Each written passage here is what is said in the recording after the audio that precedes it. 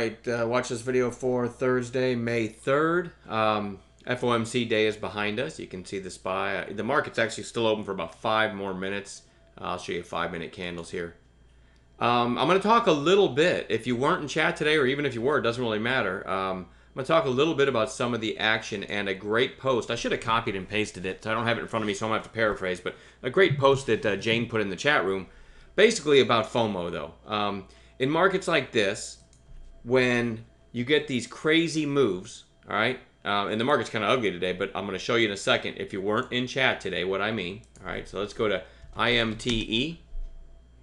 You know, that's not an errant tick. This thing actually went from a low of 229 to 41.25 today, with several halts in there because of the volatility halt rule or whatever. But it is really easy, and not just on a day like this, but the following day and the day after.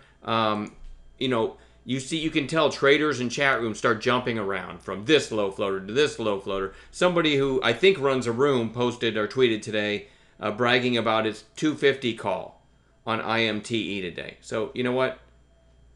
Jane's post was basically, this is when you can get hurt, when you start to get FOMO because you see these crazy moves. You feel like you're not in them, so maybe you chase one, or you start looking for the next one. You start getting sucked into some other chat room saying, oh, here's the next IMTE.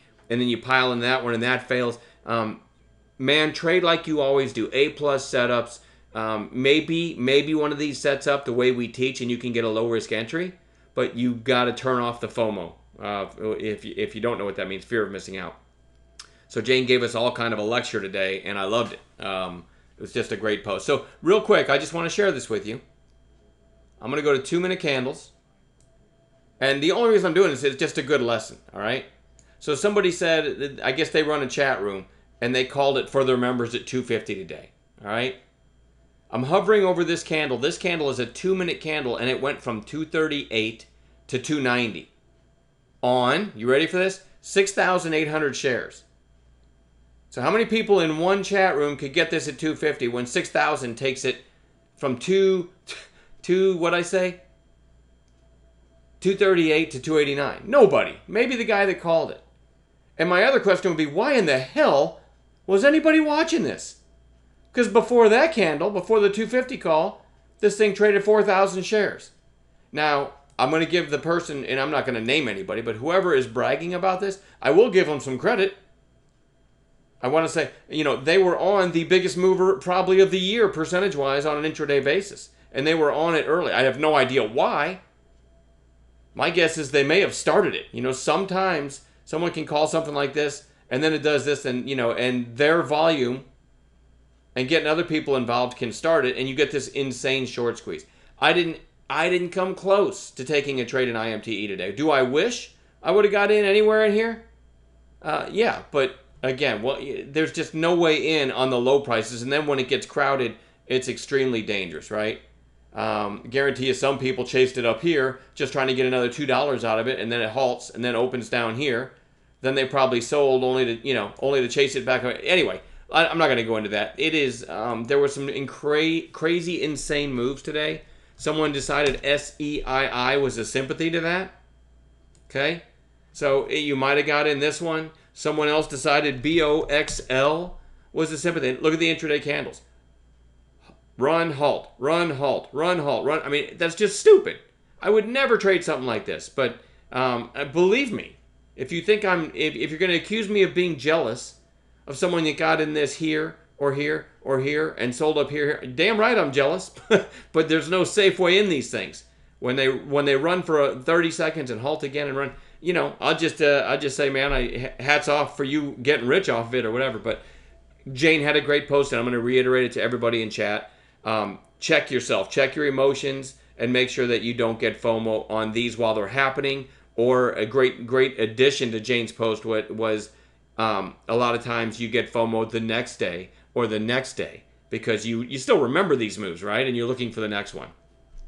So focus on A-plus setups. Again, I'm at highs for the year, but my equity curve didn't go parabolic today because of these things. It was just another slow grind up day. I'm proud of that, but at the same time, it doesn't help me acquire a bunch of new members because I can't put out some huge total for the day. I could put out my equity curve again, which I put out every now and then because I'm so proud of it. It's the thing I'm most proud of. But most people who are discovering day trading, they don't want to see a slow, steady equity curve. They want to see a parabolic, you know, $5, $10, $15, $20,000 day. I don't have those because I'm not willing to risk against the downside. All right, enough of my lecture. But anyway, I wanted to, if you weren't in chat today, Jane gave us all kind of a great little reality check with that post. I thought it was great. And just another highlight of the teamwork in the room. So real quick, I'm going to show SMRT. If you weren't in the room, I called it a 212 with a 206 stop. And it actually went to over 240, I think, by now. I took that screenshot earlier. SMRT. Let's see, the market's just now closing. So it actually got to 242 on 6 cents risk. Went up, I don't know, 30 cents. So we did get that breakout we were looking for. So I just wanted to share that highlight from the room today. If you weren't there, Wayne made a great call in CASI, which he tweeted later to show people the setup, and also tweeted that, hey, I wouldn't have even seen this if other people in chat didn't post it. So, and that's true, we didn't have it on watch, and then it gives this nice run and a flag. Wayne spotted a seller on the tape, 760 was the call, and you got a really nice move to over 830, 832, I think, from 760 on probably about a dime risk. So the R was there. Let's go into the watch list for tomorrow.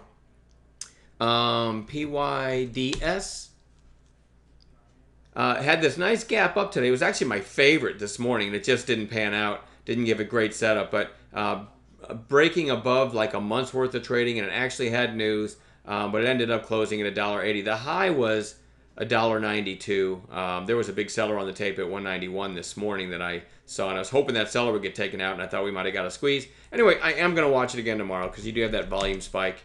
OPGN in a week tape closed pretty strong, and a little bit of extra volume. You see a reverse split back here, so this might join. Again, I know I just said let's not have FOMO tomorrow, but I still, at the same time, it's prudent to look for low float stocks that give nice setups. As you know, I don't chase anything, right? Only proper intraday setup. So OPGN held up pretty well. ARWR, nice volume spike today, closed pretty strong. See if we can get a follow-through setup tomorrow. HEAR, nice green day in a red tape.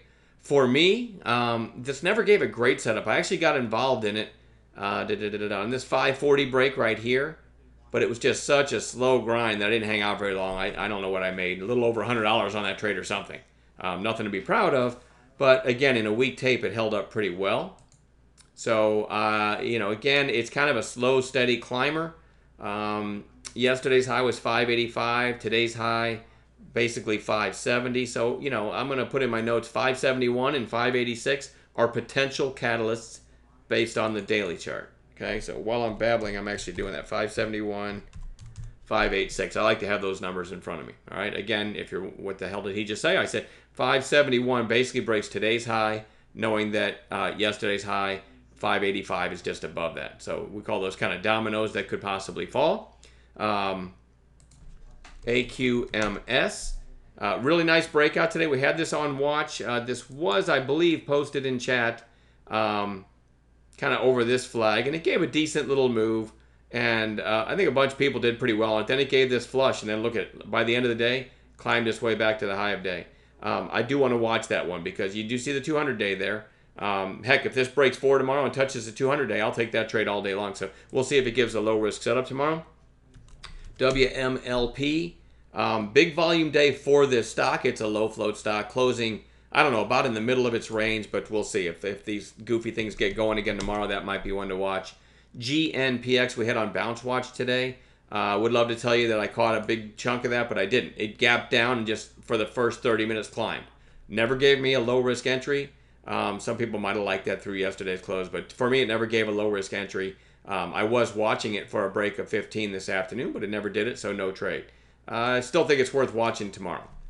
FCRE. This was on watch. You had a big green day, then a lower volume red day, then another big green day, then today another lower volume red day. If the pattern continues, maybe we get a nice trade tomorrow. I'm going to watch that one. No trades in it today, even though it was on watch.